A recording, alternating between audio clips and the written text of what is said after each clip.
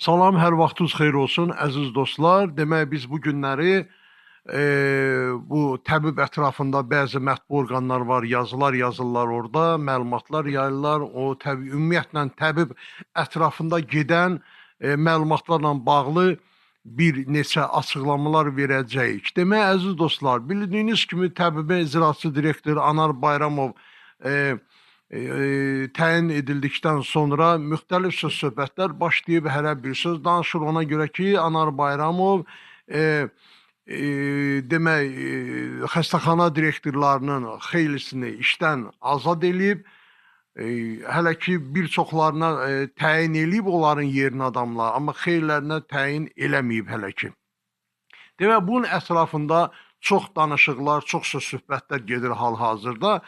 Mən şəxsən buradan bir ictimaiyyətin nümayəndəsi olaraq, eyni zamanda da həm İnsan Haqları Müdafiə Təşkilatının rəhbəri olaraq, bir 30 illik bir oturmuş bir təşkilatın rəhbəri olaraq, həm də Qopuz Media qrupunun rəhbəri olaraq mən buradan ictimaiyyətə demək istəyirəm ki, bu yazılanlar, pozulanlar var ha.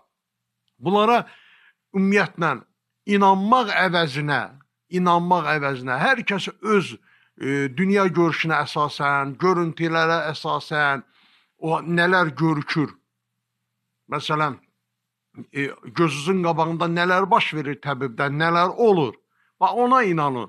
O kimsə yazır oradan, kimsə danışır, neynir, neynəmir. Yəni onların bu yazıları, pozları hamısı bilirsiniz ki, məqsəd yönlüdür. Nəysə onların bir məqsəd daşıyır bu məlumatları yaymaqda, paylaşmaqda. Əziz dostlar, demək, bu xəstəxana direktorlarının işdən çıxarılmağının o kütləviliyi, yəni yenə də deyirəm, təkrar edirəm, bu cəmiyyət arasında bir mənalı qarşılanmır.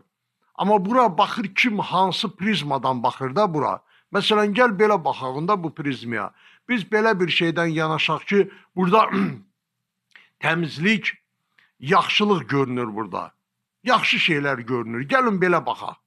Amma bir çoxlarımız elə baxmırıq. Bir çoxlarımız deyirik ki, bu adamları işdən çıxarır, öz adamlarını təyin edir ora. Nə bilim, nə fərqi var? Heç bir şey dəyişiləsi deyil, falan filan və ilaxır. Mən şəxsən görürəm ki, bax, region xəstəxanalarında rəhbərləri işdən çıxarılıb və onların yerinə onların mavinləri təyin olunub. Özdə seçirlər. Hansı mavini? Bilirsiniz ki, xəstəxana direktorlarının bir neçə mavini var, 2-3 mavinləri var. Seçirlər onların ən yaxşısını kollektiv tərəfindən sevilənini, demək, rayon ictimaiyyəti tərəfindən sevilənləri o direktorun yerinə təyin edirlər. Və bu da çox gözəl haldır, çox sevindirici haldır. Bu nəinki əhalini, cəmaatı, bu eyni zamanda da bizi bu ictimai sektorda çalışan insanları da çox sevindirir. Buradan bircə, əsasən, mən də buradan Anar müəllimə müraciət edirəm. İndi Anar Bayramov ola bilsin ki, özü buna baxmasa da, yəqin ki, mətbuat xidməti, təbibin və yaxud da ki, digər əməkdaşları bizim bu, ola bilməz ki, bizim bu çıxışımıza baxmasına, yəqin ki, hansısa baxacaqlar. Buradan demək istəyirəm ki, bir dənə xahişim var, yəni bu nə xahişdir? Bu cəmiyyətin bizə, ölkə ictimaiyyətinin bizə verdiyi, etdiyi xahişdir. Xahiş nədən ibarətdir? Hal-hazırda təbibdə cəmaat nəyin dəyişiliyini istəyir? Cəmaat 65 yaşı olmuş insanların həkim kimi fəaliyyətin göstərməyinin əleyhinədir. İndi bəziləri deyir ki, həkimlər, həkim çatışmır güya, ona görə də onlar o əmək fəaliyyətinin müddətini artırıblar 70 yaşına qədər falan filan və ilaxır. Amma bu yaxşı hal deyil. 70 yaşında bir insanın gedib kimisə dərindən müalicə etməyi, bunu düşünmək, hansısa bir xəstəni sağaldmağını düşünmək absurd bir məsələdir. Yəni 67 yaşında, 65 yaşında bir insanın nə elə bir enerjisi var, nə də onun öz sənətini, peşəsini artırmaq üçün, inkişaf etdirmək üçün hansısa bir elmlə və yaxud da ki, deyək ki, internetdən istifadə eləyib, hansısa bir sosial şəbəkələrdən mi deyim və yaxud da ki, digər internet portallarına bir baxıb, öyrənib, savadını artırsın. Bu absurd məsələdir, bunu düşünmək. Bunu hər kəs bilir. Yəni ki, bu 65 yaşında insanın həkim kimi fəaliyyət göstərməyi cəmiyyət arasında çox pis qarşılanır. Yəni, mən şəxsən özüm də. İndi hələ görün nələr var. Bunların həkim kimi fəaliyyət göstərməyi bir yana, bu yaşda adamların xəstəxanalarda şöbə müdürləri işləməyi bu lap dəhşətlidir. Bu lap dəhşətlidir. Bu həkimdən əlavə bunun bir təşkilatçılığı olmalıdır. Bu insanlar bəziləri deyir ki, bu güya yaşı çox olan adamlar təcrübəli adamlardır, onlar daha yaxşı. Xeyr, xeyr, xeyr, xeyr. Yaşı çox olan adamlar 65 yaşındakı bir həkimin nə təşkilatçılığı ola biləcək, nə həkimliyi ola biləcək. Yaşı çox olan adamlar da hamısı rüşvətə meyillidirlər. Yəni, Sovet dövründən qalmış adamlardır, rüşvətə meyillidirlər. Onların fəaliyyətinin, əmək fəaliyyətinin də effekti yoxdur onların. Sadəcə olub, rüşvət toplayıb, hər ayın axırı 1000-1500 manat dövlətdən əmək haqqı alıb, evlərini aparsınlar. 65 yaşında adamın işi başqa nə ola bilər ki? Və bu qədər gənclərimizin, keçən səfər mən gördüm, Anar müəllimin orada bir sosial şəbəkələrin birində müsahibəsi paylaşmışdı. Demək, həkim çatışmamazlığı ilə bağlı danışdı. Bəli, əziz dostlar, əziz millətim, həkim çatışmır. Həkim niyə çatışmır? Gənc kadrlarımız yoxdur. Gəlmirlər regionlara. Niyə gəlmirlər? Niyə gəlsin ki, gənc perspektivli bir həkim 25 yaşında gəlib hansısa əyalət rayonlarında həkim işləyir, ona 70 yaşında bir dənə ayağı dolaşa-dolaşa gedib gəlir, bir 65 yaşında kimsə gəlib ona bir rəhbərlik eləyir burada. Məsələn, deyək ki, 1970-ci ildə tibb universitetini qutarıb, gəlib burada o vaxtı nəsə öyrənib, öyrənməyib, Allah bilir. Heç kompüteri bu adamlar açmağı bacarmırlar. 65 yaşında adamları, həkimləri gətirin, onlar verin bir kompüter ola. Onların 90% kompüteri aça bilmirlər. Halbuki bu zamanımız kompüter zamanıdır, sürət zamanıdır. Daimi həkimlər, hələ həkim sənəti, həkimlər öz üzərində işləməlidirlər. Öz savadlarını artırmalıdırlar, peşəkarlıq səviyyəsini yüksəyə qaldırmalıdırlar. Çünki bunlar məcbur da əhalinin sağlamlığı ilə məşğuldurlar bunlar. Dövlətdən də 1500 pul alırlar, rüşvət də alırlar. Nə deyirsən hamısını, bütün o problemlər, səhiyyədəki bu problemlərin hamısı Sovet dövrü vaxtı təhsil almış və yaşı 60-dan 65-dən yuxarı olan adamlardır. Biz şəxsən ölkə ictimaiyyəti olaraq bu adamların səhiyyədən pensiya çıxarılmasının tərəfdarıyıq. Bu adamlar pensiya çıxarılmalıdır.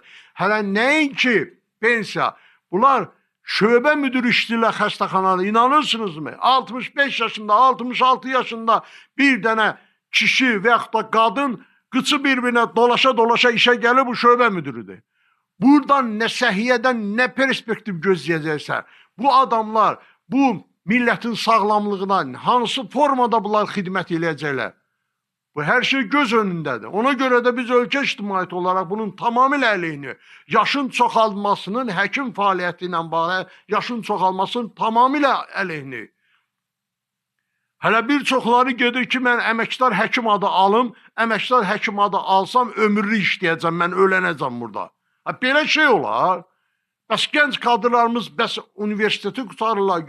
İldə nə qədər tibb universitetlərini Azərbaycanda bitirənlər var. Nə qədər xaricdən bitirib bura gələnlər var. İşlər təmin oluna bilmirlər. Olunanda da gətirib yenə də sizə deyirəm, çox üzr istəyirəm ifadəmə görə, burada ara sözü var, deyirlər ki, qulağının dibindən halva iyi gələn adamlar gəlir bu gənc kadrlara rəhbərlik edir burada. Nə savadı olanın savadına uyğundur, nə bugünkü müasir dövrdə tibbi biliklərə malikdirlər, heç bir şey. Yenə təkrarlayım, sadəcə olaraq gəlirlər, iş yerində konflikt yaradırlar, münaqişə yaradırlar, kollektiv arasında dava, söz-söhbət yaradırlar. ondan sonra həkimlik fəaliyyəti sıfıra bərabərdir. Rüşvət üçün münbit şəraiti yaradan da o adamlardır, yaşı çox olan adamlar. Bəli, bunu indi mənim kiminsə xoşuna gəlməyəcək burada danışıqlarım, amma bu belədir. Fakt bu belədir. Bunu bütün xalq da bilir, insanlar da bilir. Xəstəxanaya geçsiniz bir gündə kimsə, orada eşidəcəksiniz insanların dilindən, eşidəcəksiniz ki, bu qocaları da çıxardınlar pensiya, boğaza yığılmışıq bunların əlinə. Bu kəlməni bütün xəstəxanalarda eşidəcəksiniz. 65 yaşında həkim olar, 65 yaşında ginekoloq olar, 65 yaşında olar, nədir? İnsanların sağlamlığın keşiyində duran adam ola bilər. Yəni bu adam öz sağlamlığın keşiyində artıq durmalıdır, 65 yaşı var. Bu öz sağlamlığın keşiyində dura bilmirsə, bu əhalinin necə sağlamlığın keşiyində duracaq ki? Doğum şöbələri, bax bir də bu yaşla bağlı, bir də ki Anar müəllim, doğum şöbələri ciddi nəzarətə götürülməlidir. Çox ciddi nəzarətə götürülməlidir. Mən sizə ictimaiyyəti təbibin tabiçiliyində olan tibbi müəssisələrdən olan şikayətləri sizə deyirəm. Bir yaşla bağlıdır əhalinin, bir də ki doğum şöbələrindən şikayətlər səngimir. Doğum şöbə müdürləri konkret olaraq hamısı dəyişilməlidir. Başdan ucdan tutma başa qədər. Mən sizdən xahiş edirəm və biz sizdən xahiş edirik. Yerlərə direktorları çıxarıb yeni kadrlarla təyin edirsinizsə yeni kadrlara tapşırın ki, həmin tibbi müəssisələrdə şöbə müdürlərini konkret A'dan Z'yə qədər hamısını işdən çıxarıb dəyişsinlər. Hamısını işdən çıxarıb dəyişsinlər. Tibb bacıları var. Siz bilirsinizmi? Tibb bacıları var, gəlin yoxlayın. Adi kurs qutarıblar. Adi kurs. Elə-belə, indi bu dəqiqə hər yerdə kursa, kim istəyir bir vöyün alıb kursası. Kursu qutarıb, gəlib, xəstəxanalarda vəzifələrdə işləyirlər. Böyük tibb bacısı, baş tibb bacısı, kursu qutarıb. Nə var ki, nə vaxtsa Səhiyyə Nazirliyi onun diplomuna möhür vurur. Bu adamın tibbi bilik səviyyəsi o qədər deyil axı, nə olsun Səhiyyə Nazirliyi möhür vurur. Həmin o Səhiyyə Nazirliyində bunların diplomlarına möhür vuran adamları həbs elədilər 2-3 il bundan qabaq. Onu hamınız da bilirsiniz, kimlər idi. Ona görə də tibbi kolleci qutarmamış, tibbi təhsili olmayan adamları gətirib xəstəxanaya işə qoymaq olmaz. Bir mənalı olaraq kurs bitirənlərin hamısı tutduğu vəzifələrdən azad olunmalıdır. Baxmayaraq ki, Səhiyyə Nazirliyi haçansa itilində onun diplomuna peçat vurub. Nə olsun peçat vurub? O adamın yenə təkrar eləm. Tibbi bilik səviyyəsi yoxdur axı. Orada nə keçib ki? Deyək ki, hansısa rayonun birində hansısa kimsə gedib bir də otaq götürüb arendaya, orada 5 nəfər yığıb güya ki, hansısa meslesine kurs geçip buna götürüp diplom verip aparıp Səhiyyə Nazirinə peçat vurdur buna o vaxtda möhür. Bu oldu tibb bacısı özü gəlir vəzifələrdə də işləyirlər. Olmaz belə, olmaz. Qətiyyən, konkret olaraq Anar müəllim, bunları yoxlanılmalıdır. Diplomları, kurs bitirənlər, Səhiyyə Nazirliyi tərəfindən hansı ki həbs olunan adamlar var idi ki, həmin bu kurs bitirənlərin diplomuna peçat möhür vurmuşdular. O möhür, diplomlar hamısı ləğv olunmalıdır. Ləğv olunmalıdır. Ümumiyyətlə götürülməli deyil. Çünki bu günləri necə ki kurs keçənləri təbib, tibb bacısı kimi işə götürmür, həmən kursdan keçiblər. Əksinə indiki kurslar o vaxtki kurslardan daha yüksək səviyyədə keçirilir. Təbib götürmür kurs keçilənləri. Tibb kollecini qutarmayanları tibb bacısı kimi işə götürmür. Demək bu günləri götürmüşsə, 10 il bundan qabaq, 15 il bundan qabaq həmin o kurs keçən diplomlarda ləğv olunmalıdır hamısı. Hələ o vaxtı bilmirəm, bu regionlarda vardı, Saatlıda var idi, Səlyanda var idi. O tibb kursları o vaxtı ləğv olundu olar. Ümumiyyətlə qərar çıxarıldı, Təhsil Nazirliyi ləğv elədi onların diplomlarını hamısını. Amma həmən diplomlarla bu günləri əyalət rayonlarında işləyən tibb bacıları var. yaşlılar 65 yaşında həkimlər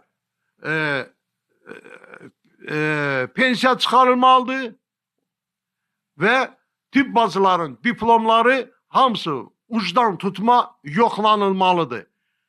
Budur Anar müəllim, hələlik bizim fikrimiz. Biz yenə də sizin apardığınız işləri, bu son islahatları dəstək verir İnsan Haqları Müdafiə Təşkilatı olaraq, ictimaiyyətin nümayəndələri olaraq, şəxsən mən Qopuz Medianın rəhbəri Azad İskəndərli olaraq hər zaman sizin apardığınız bu islahatlara dəstək vermişik siz bura təyin olunan gündən və bundan da sonra verəcəyik. Və mənim də sizlə şəxsi tanışlığım var.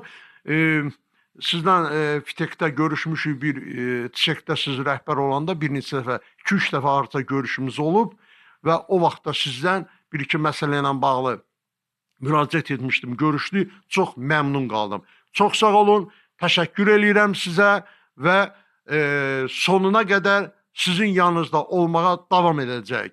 Çox sağ olun, gecəniz xeyrə qalsın.